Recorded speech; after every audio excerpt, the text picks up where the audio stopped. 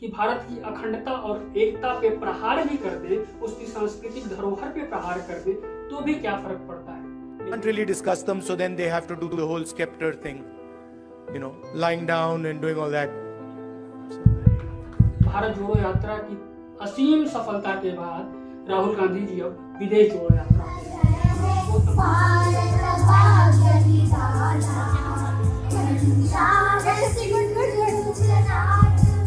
अरे नहीं, आपको खड़ा नहीं होना है और सम्मान में खड़ा होने की कोई जरूरत नहीं है, क्योंकि ये तो सिर्फ माइक और स्पीकर चेक करने के लिए राष्ट्रीय गान बजाया गया था। और वो भी क्यों ना, राष्ट्रीय गान तो बना ही इसी के लिए है कि माइक पे स्पीकर और माइक को चेक किया जाए। नमस्कार, जय हिंद, वंदे मातरम दोस्तों, आप देख रहे हैं ट्रेंडिंग इश्यूज टुडे। हमने पहले भी कहा है कि राजनीति में, भारतीय राजनीति में मुद्दे कई बार बनते हैं और कई बार बना दिए जाते हैं, लेकिन कांग्रेस नेता राहुल गांधी के साथ हमेशा बन जाते हैं। भारत जोड़ो यात्रा की असीम सफलता के बाद राहुल गांधी जी अब विदेश जोड़ो यात्रा पे हैं। वो तमाम देशों की यात्राएं कर रहे हैं और वहां से भी जिस तरीके से उन्होंने भारत जोड़ो यात्रा में बीजेपी और प्रधानमंत्री नरेंद्र मोदी सरकार पर हमला बोला था, उसी तरीके से विदेशों में जाके भी वो हमला बोलने का कोई मौका नहीं छोड़ रहे हैं। They think maybe they know even more than God. They could sit down with God and have a conversation and explain to him, about what is going on. और वो भी क्यों ना, एक डेमोक्रेटिक कंट्री में विपक्ष का काम ही होता है सत्ता पक्ष पे हमलावर होना और उसके नीतियों का विरोध। फिर उसकी नीतियों की विरोध की वजह से वो करते करते देश का विरोध हो जाए, भारत के संविधान का विरोध हो जाए, या फिर भारत के किसी संवैधानिक पद का विरोध हो जाए, उससे क्या ही फर्क पड़ता है।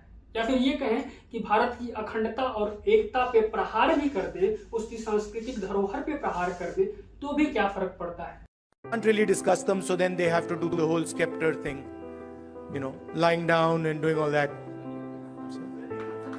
लेकिन विपक्ष का काम, एक मजबूत और अच्छे विपक्ष का काम तो सरकार पे हमला बोलना ही है। जी हाँ दोस्तों, हम बात कर रहे हैं राहुल गांधी जी की। इस समय वो पिछले कुछ दिनों से अमेरिका की यात्रा पे थे और वहां पे उनसे जब सवाल पूछा गया कि आप भारतीय जनता पार्टी का विरोध करते हैं और आप कहते हैं कि ये एक हिंदूवादी संगठन है, ऐसे में आपने केरल में मुस्लिम लीग के साथ गठबंधन किया है, तो उसे आप क्या मानते हैं।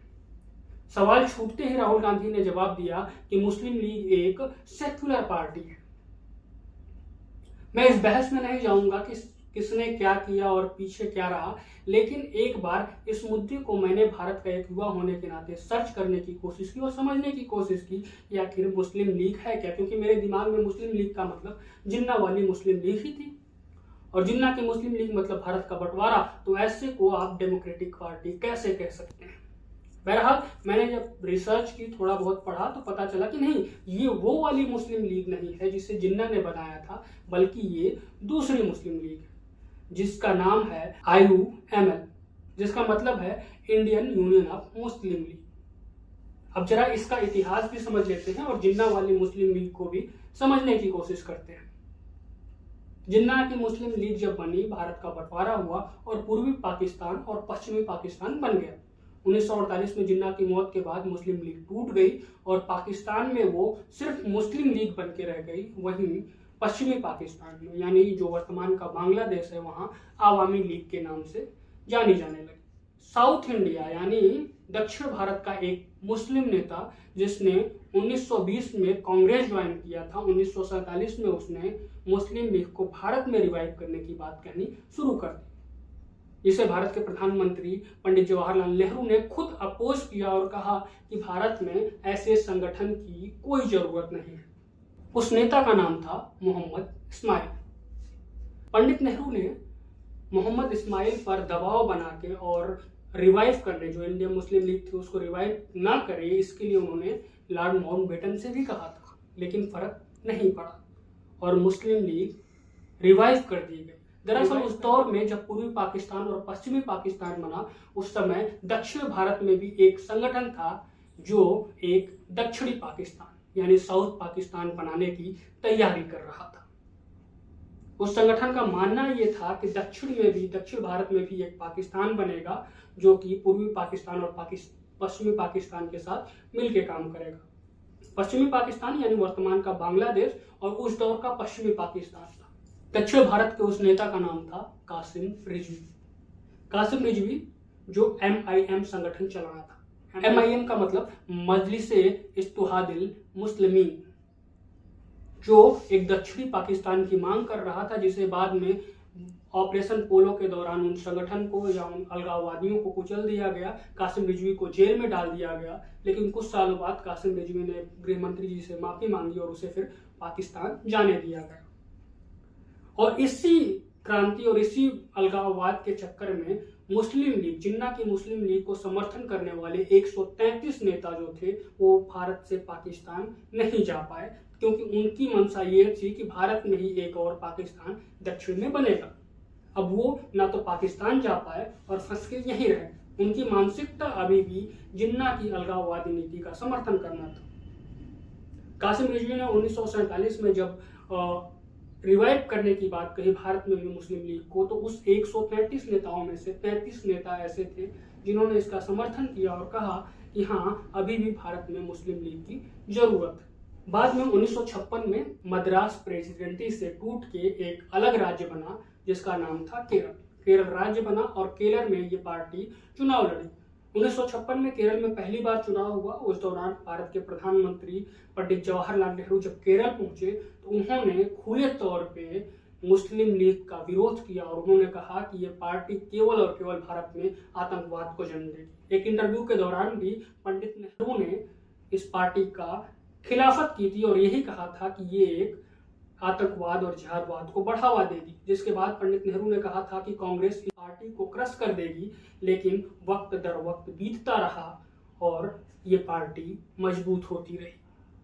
वर्तमान स्थिति में जब पूरे भारत से कांग्रेस को हार मिलना शुरू हुई तो कांग्रेस ने दक्षिण भारत का रुख किया, केरल का रुख किया और केरल में उसी पार्टी के साथ गठबंधन कर लिया जिस पार्टी को उनके पहले नेता या सुप्रीम लीडर पंडित जवाहरलाल नेहरू ने कभी क्रश करने और कुचलने की बात कही थी।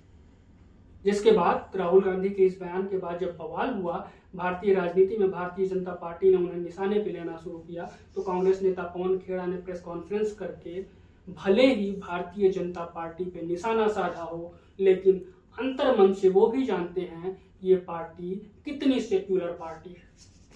अब जरा इस पार्टी के सेक्युलरिज्म का प्रतीक भी देख लेते हैं। आपको यहाँ 2 झंडे दिख रहे हैं।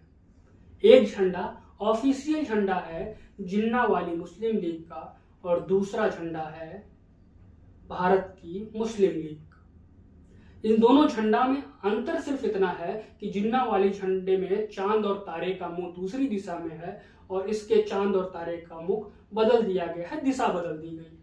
हालांकि चुनाव चिन्ह दोनों पार्टियों का अलग अलग रहा है। पाकिस्तान में जो जिन्ना की पार्टी थी उसका चुनाव चिन्ह अलग था और इसका भी चुनाव चिन्ह अलग है, लेकिन जो ऑफिशियल फ्लैग है वो कुछ इस तरीके से दिखता है।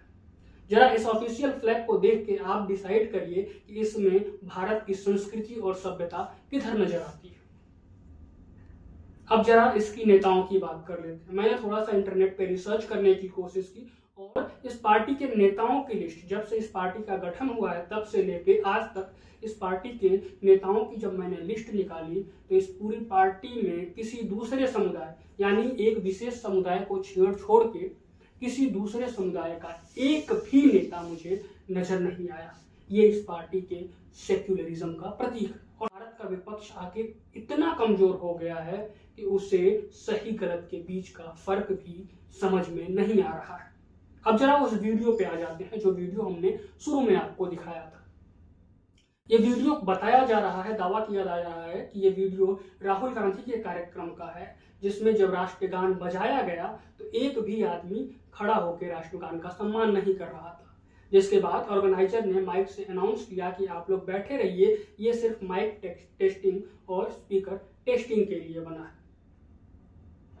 आप इस पूरे मुद्दे पे क्या सोचते हैं, ये आपका विचार है, आपका ओपिनियन है। हमने सिर्फ एक छोटी सी रिसर्च की थी जो आपके सामने रखने की कोशिश की है। जय हिंद, वंदे मातरम।